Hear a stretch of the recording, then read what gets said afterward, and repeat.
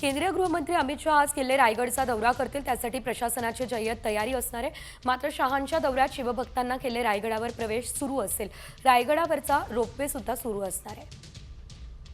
किल्ले रायगडावरून या संदर्भात आढावा आमचे प्रतिनिधी गणेश कवडेंनी घेतला, बघूया।